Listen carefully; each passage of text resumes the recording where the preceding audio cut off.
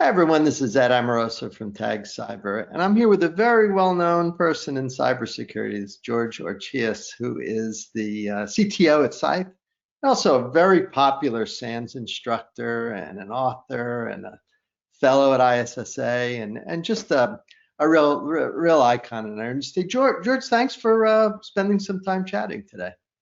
Thank you for having me on. I really appreciate it. And hello, everyone that's out there listening. Appreciate your time. Hey, we're going to talk about Purple Team, things like that, but let's start with some basic marketing first. Tell me a little bit about the company, and then we can get into some tech. Perfect. Yeah, I'm the Chief Technology Officer at SCYTHE.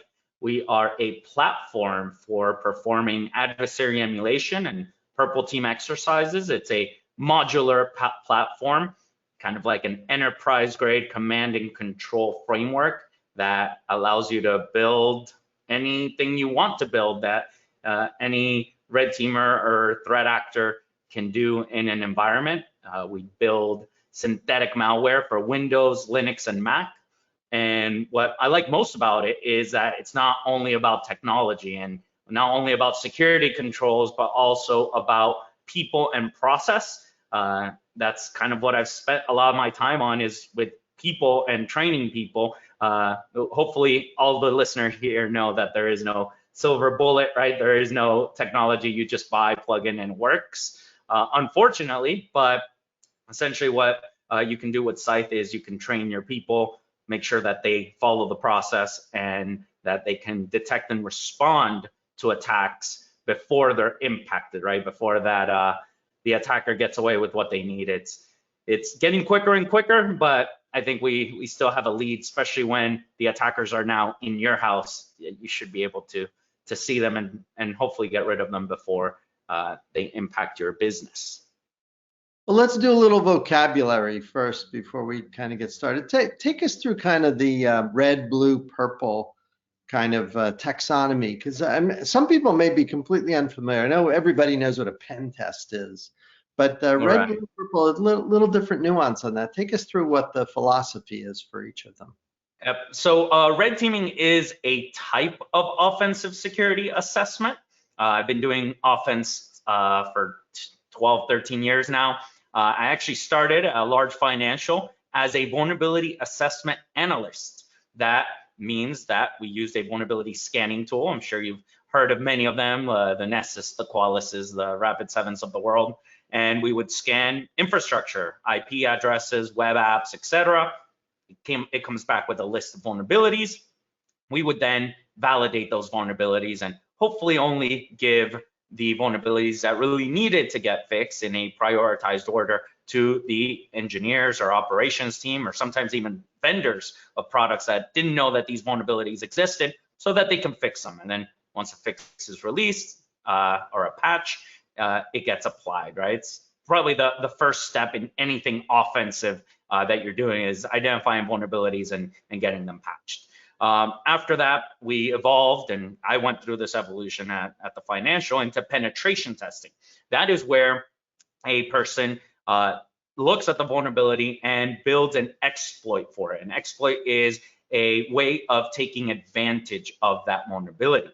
So from there, we ended up with actual access to a system. It could have been a web application, an operating system, an application, many different things that you can get access to. And from there, we would report that as, a little higher risk, something that actually worked. We were able to get in. But what happened was that our scope was very limited. Like, pen test these IPs or this range, and that's it. You can't go anywhere else. And what we started seeing in the industry is that attackers weren't just exploiting these vulnerabilities in technology. They were actually going after people and process as well. They were going after staff, right? Doing phishing, which everyone's heard of, right? And that's where we started looking at things from the point of the adversary, which is really the definition of red teaming, is looking at something from the point of an adversary. It goes all the way back to the devil's advocate, and the US military, of course, has a red team. But there we looked at everything more holistically, right? The entire organization. Don't scope me out. Don't tell me what times I can test or not, because the adversaries are testing at all times and trying to get in at all times. So that's where red teaming came about. Now it's, often used as a catch-all phrase to mean everything in offensive security, from vulnerability scanning to pen testing to vulnerability management to red teaming to adversary emulation, threat emulation, etc. So at the end, what we say is start out asking your client what they need, start calling it a security assessment, and then based on where they are in this maturity model, you offer them the services they need, right? Because a red team engagement for an organization that barely does vulnerability management or patches is not really going to be the most high value assessment. And you want to provide value, right? This is why we're here, why we do information security. On the other side, the blue team, also a catch-all phrase for all the defenders in an organization. So some organizations have dedicated security operations center analysts, some have threat hunting teams, digital forensics and incident response teams. Others have managed services, a managed security service provider, and managed detection and response, right? Essentially, everyone that does defense is considered the blue team. And I'll go deeper and bring in cyber threat intelligence. If your team has a cyber threat intelligence team, they're blue. And really, anyone in an organization, if I send an email to someone in accounting and they can detect that that's a phishing email and report it and follow the process to let the right people know, and those right people that see that alert come in take care of it, that means everyone in the organization is security minded and essentially the blue team. And then the purple team is, of course, when we mix both of those, right? Everyone remembers their colors from preschool. It's funny, I have a 7-year-old now, but used to ask her when she was, 3 or 4, how do you make purple? And she got kind of annoyed after the 3rd time, but that's essentially it. It's actually mixing the two together. So not only the offensive team coming in with a report saying, look, this is what we did, and working together. No, working in a full knowledge engagement. So where you get some cyber threat intelligence early, let's say Conti ransomware, right? One of the main ones most listeners probably heard of. This is what Conti does, and go through step by step through those procedures that these threat actors do, discuss them from a tabletop perspective. What are the defensive expectations? Oh, I think our endpoint detection and response will catch that, or our proxy will definitely catch 10 gigabytes of data going out, or and tabletop it, see what the expectation is. And then the red team does those actions in the environment while the blue team watches. It's a learning opportunity for the blue team. But then it's not just red teaching blue anymore, right? It's working together. The blue team then shows the red team their process. Where did they see an alert, right? How did they follow the process? Well, we saw this alert in our SIM, and it came from this EDR solution, and it came from this host. And now let's take a look at that host and maybe even bring in some forensics. Oh, look, it pulled down this file. That file was downloaded from here. All right, bring the firewall folks or the proxy folks. How many other people downloaded this file, right? And go through that process so that everyone is on the same page. So it's really about not only technology, but testing, measuring, and improving people, process, and technology. So that's the quick, what is red, blue, and purple mean in InfoSec? It's a great summary. Now, George, on one end of the spectrum, running these types of things on live production infrastructure would be very realistic, but maybe a little dangerous. And at the other end of the spectrum, running it on simulated infrastructure, way safer, but maybe the connection to reality could be somewhat suspect. Where do you guys sit? How do you bridge that gap at SCYTHE? How do you deal with that problem? Yeah, so that was one of the reasons. So before I went to work at SCYTHE, I was actually a customer, and that was a big gap we had, right? The red team, in that point, and still to this day, if you have a dedicated red team, your budget is mostly used on people and on training, which is great. But what about the tools? Well, they go out and either they're building their own tools, which we will debate that a red teamer probably isn't building enterprise grade tools. Some do, but we found not many red teamers actually know how to code, or they're getting stuff out from the internet. One of the projects that I'm a co-creator of. It's called the C2 Matrix, the Command and Control Matrix. And it lists 79 different command and control frameworks, most of them free, most of them open source that you can download right now from GitHub. But is that something that you're going to want to run in your production environment? Of course, a production environment is the most realistic, and the answer is no. And that's really one of the main gaps that SCYTHE is filling, is that if you're going to run this inside of your enterprise, you want something that executes reliably and consistently, that's not going to degrade your system, especially coming from the financial space. You do not want downtime, right? It would affect a lot of things. So that's why our focus is in testing and production. Testing in non-production is great as well, right? It's great for training people, but how often is production exactly the same as that non-production environment, right? And the answer is never, unless it's a web application and you actually have source code to prove that it's the exact same source code. Most of the time, you're going to want to test in production. Most people that have been doing pen testing and vulnerability assessment, all the offensive stuff, know that's where we have to test. That's what the attackers are going after. You know, related question around people is that when you're working a live incident, you have no idea who's going to be involved in some aspect, perhaps, of the response. Could be someone, you know, in a business unit. It could be the lawyers. You know, all kinds of crazy technical or non-technical things come up. How do you guys handle that in one of these engagements when you hit one of those places where, you know, you need to be phoning home to an expert, you know, somebody running your DNS or something? Or Yep. Do they have to be there as part of the engagement, or can you somehow they don't? And I think most organizations that don't know who's going to get called is because they haven't done these exercises before. And that occurred with us, right? When we started our first red team engagements, you know, 6-7 years ago, they were stealth engagements. We had trusted agents. In the military, they call them the white team or the white cell, right? Which are the people that should know about. But one of the times we went through a country, that country information security officer was not aware this was an exercise and was about to call a regulator because there was a 72-hour breach notification law in that country. And thankfully, we were able to stop it. But you learn these as you go. And hopefully, most organizations have a playbook of everyone that will be involved. But I'd be lying if I told you we don't find these when we go do these assessments for other organizations. Sometimes we get these alerts or a phone call that someone received an email with this alert and they want to know what's going on because they weren't part of the team that knew about it. So it definitely happens, and that's why the planning phase is a really big phase of anything offensive, right? When you're doing a pen test, a red team engagement, a purple team engagement, an adversary emulation, people underestimate how much planning goes into this. You think that we're just behind a console creating payloads and sending them through phishing emails. No, there's a lot of planning that goes into this, and that's one of the reasons we've written a number of different frameworks around this. The public one that anyone can get is the Purple Team Exercise Framework. It has a table of roles and responsibilities from everyone to, you know, seniors all the way to attendees to spectators that may benefit from watching the engagement.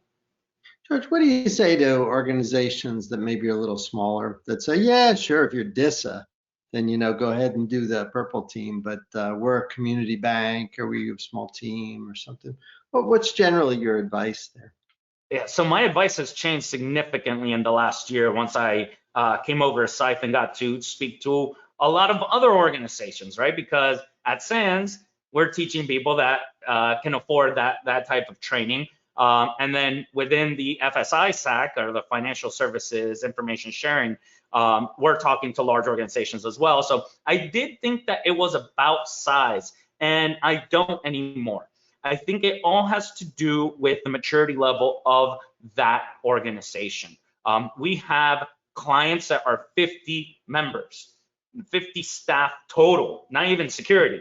They have 1 or 2 security people, but they're at the point where they can detect and respond to pretty sophisticated types of attack, which is fantastic. But 50-person company is generally not someone you would call an enterprise.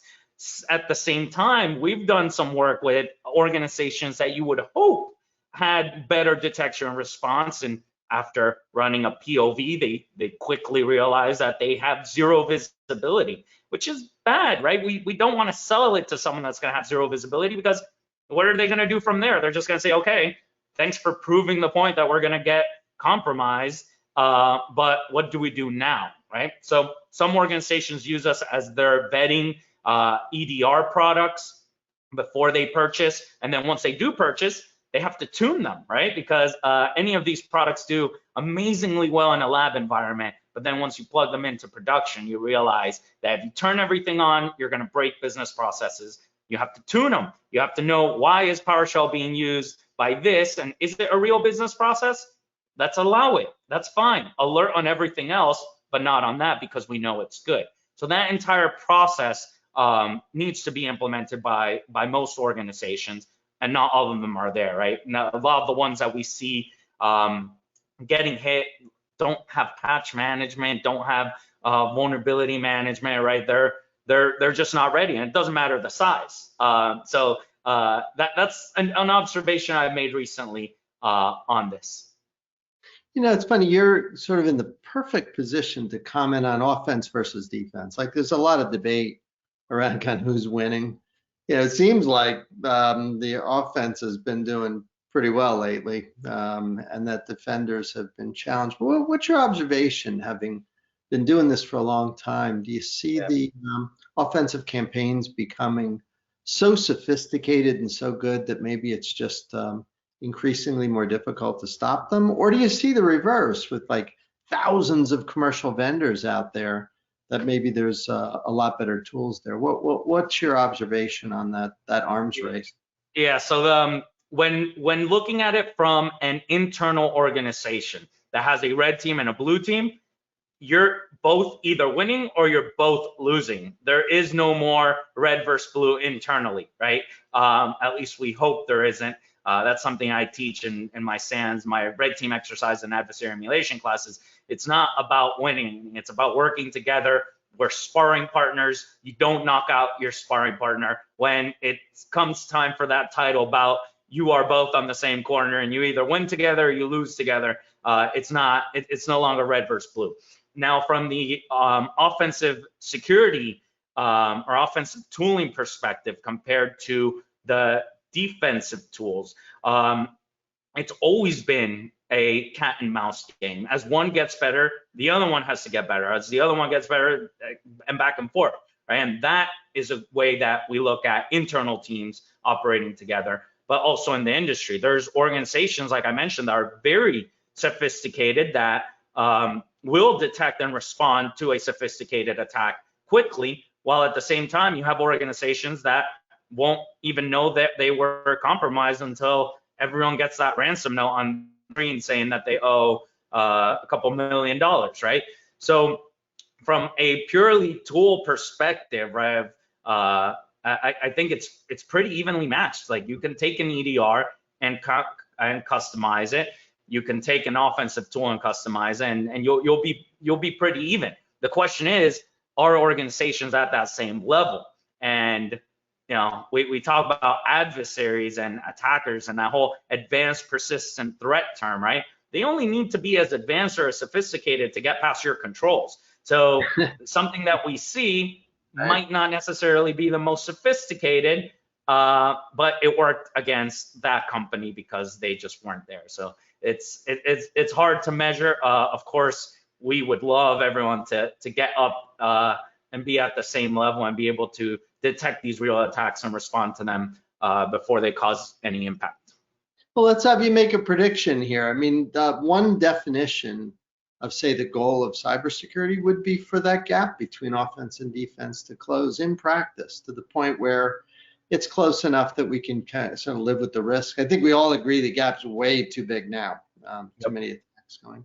Do you see the gap closing? Do you think we ever get to the point where cybersecurity is somewhat passe and it's just something we do and don't worry? Or do you think that the gap maybe is widening and it's getting, in some sense, worse? What's your thought? I'm a very positive person, and you know that, and I think most people know that. So I'm definitely going to predict that it will get better.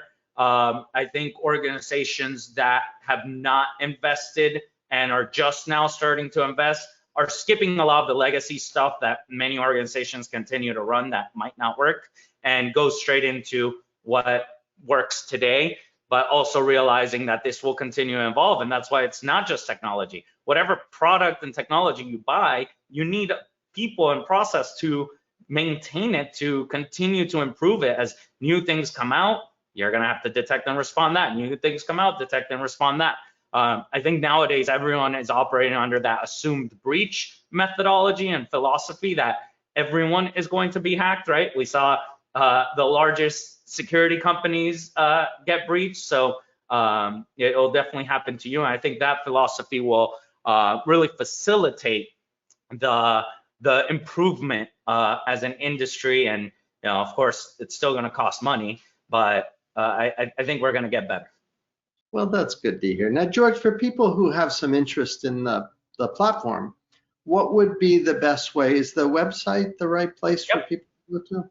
Yep, SCYTHE.io, and just fill out the form there. We also have free workshops every month. So if you want to come and play in a lab environment, we have an Active Directory domain controller, a Windows server, a Linux server, and of course the SCYTHE platform, where you get to emulate some of the newest threats. The one we're doing next is in September is going to be Conti, and then we have new ones coming out all the time. So even if you've done a workshop before, you have a couple hours to come play in an environment that you can completely mess up and not affect anyone else, but hopefully also learn. And again, it's a lot about the people. I really believe in training and bringing more people into this space. So definitely come check us out, SCYTHE.io. Well, George, it's great to see you. Keep up the great work at SCYTHE. Keep up the teaching at SANS. We all love your courses so much. And on behalf of my team at Tag Cyber and all people watching, I want to thank you for spending some time today. Thank you, and thank you all for listening. And hopefully you got a little bit out of this, and we'll see you around the virtual world. That's wonderful to hear. And for everyone else watching, we'll see you next time.